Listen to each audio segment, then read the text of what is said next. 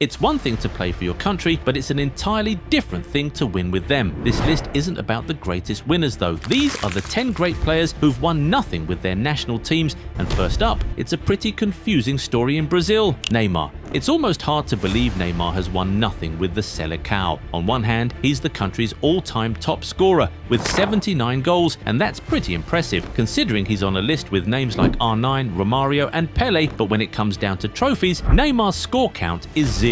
It gets even worse when you realize that Brazil has actually won stuff in recent years. They won the Copa America in 2019. Neymar couldn't play because he was injured, and 2 years later when he was finally fit enough to make the team, they lost in the Copa America final to Messi and Argentina. Tough. Neymar's situation is pretty similar to what the Egyptian king has to deal with on African soil. Mohamed Salah. It's tough being Mohamed Salah. Imagine being the most popular player in the country that has won the African Cup of Nations the most. But just like Neymar, Salah's AFCON count is 0. It's not like he hasn't tried. In 2017 and particularly 2021, Salah was instrumental in dragging Egypt to the final, but on both occasions it ended in defeat. At 33, he knows the clock is ticking down. It'll be a shame if it ends up like that for him. Egypt has won AFCON 7 times, and if you're a fan of the guy, you'd be hoping they add an 8th with him, so he doesn't end up as Wazza did with arguably the greatest international fail in football history. Wayne Rooney. It's Wayne Rooney, but honestly, it could have been any English player from the mid to late 2000s. It'll never stop being confusing how that England team never won anything. I'm talking players like Rio Ferdinand, Frank Lampard, Wayne Rooney, Steven Gerrard,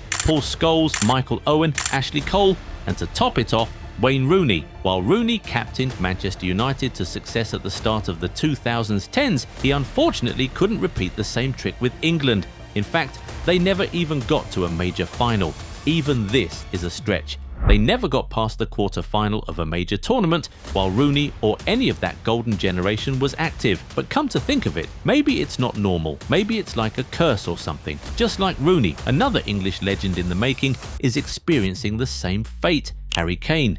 Since Harry Kane became England captain in 2017, the Three Lions have been on an almost perfect upward curve. Semi-finals of the World Cup and a 4th-placed finish in 2018, semi-finals and an eventual 3rd-placed finish in the UEFA Nations League the following year, finalists at Euro 2020, finalists again at Euro 2024. For a nation that under the likes of Rooney and Gerrard couldn't get past a quarter-final, this is a big improvement. Sticking with Kane, he's been captain at every major tournament where these improvements have been made, but there's only one problem. No trophies. They've lost back-to-back Euro finals now, and you just start to feel like getting over the line might be a problem for England. At 32, Kane has already set so many personal records with the national team. He's the all-time top scorer with 78 goals, the most goals in a competitive match, but he still hasn't won a trophy with the national team. Maybe it could even happen at the World Cup.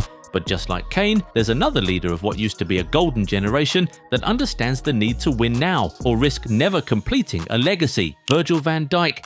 It's safe to say Virgil van Dijk has been one of the world's best centre-backs for quite some time now. Ever since he made his big money move to Liverpool in 2018, he hasn't looked back. He won the Champions League with Liverpool in 2019, and since that point to date has added 2 Premier League titles, both the FA Cup, Carabao Cup, and Community Shield, the UEFA Super Cup, and even the previous version of the Club World Cup. When it comes to the Dutch national team though, Van Dijk doesn't have any major honours. The closest they came was in 2019 after reaching the final of the UEFA Nations League, but that ended in defeat.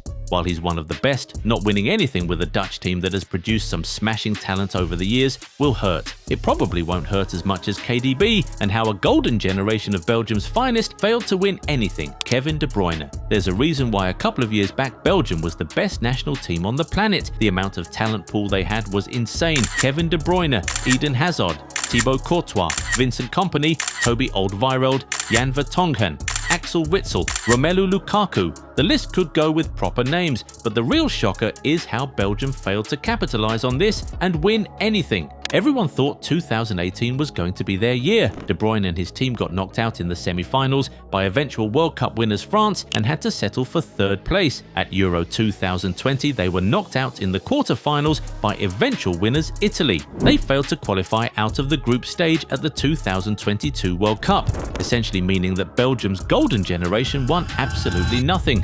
De Bruyne is still with the squad as captain now, but the truth is that the golden generation has passed. But you see guys, even though the trophy isn't there to show for it, sometimes the win comes in different forms, especially for players like Poland's number 9, Robert Lewandowski.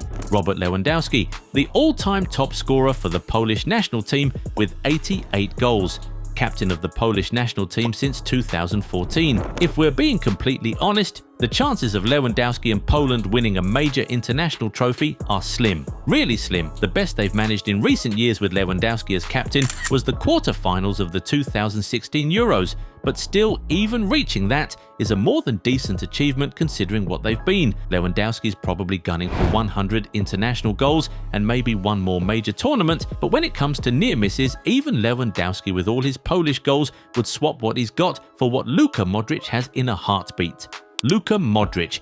As confusing as this might sound, Luka Modric probably has the most beautiful near-miss international story in football.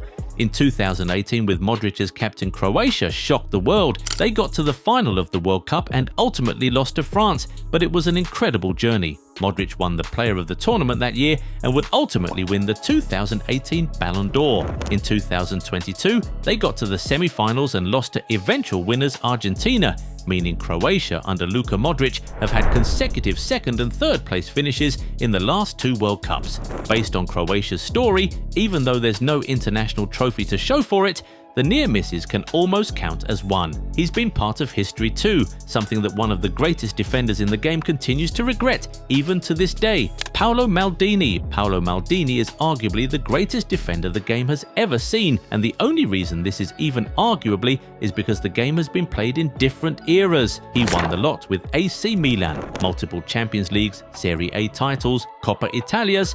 But even with all his domestic success, one of Maldini's biggest regrets is actually missing out on history with the Azzurri. In 1994, Maldini came close to becoming a world champion, but he and Italy lost in the final on shootouts to Brazil. 12 years later, Maldini should have been a part of the 2006 World Cup winning team. Heck, he should have been captain even, but he said no to the call-up and Italy ended up winning the entire thing without him. Honestly, Maldini's story is kind of painful. This next legend though, his story is shocking. Johan Cruyff. If Maldini was arguably the greatest defender the game has ever seen, Cruyff is arguably the greatest player the game has ever seen. His influence in football was insane. From the Cruyff turn to total football, the rise of the 4-3-3, and what he did with Ajax, Cruyff was a catalyst for the modern game, and his playing career was mind-blowing too. But coming down to the Dutch national team, something is missing. A trophy. Cruyff was part of the Dutch team that lost the 1974 World Cup final to West Germany, and they never made it past the semi-finals of the Euros. Tough. If you enjoyed this video, be sure to hit that subscribe button to the channel for more content like this.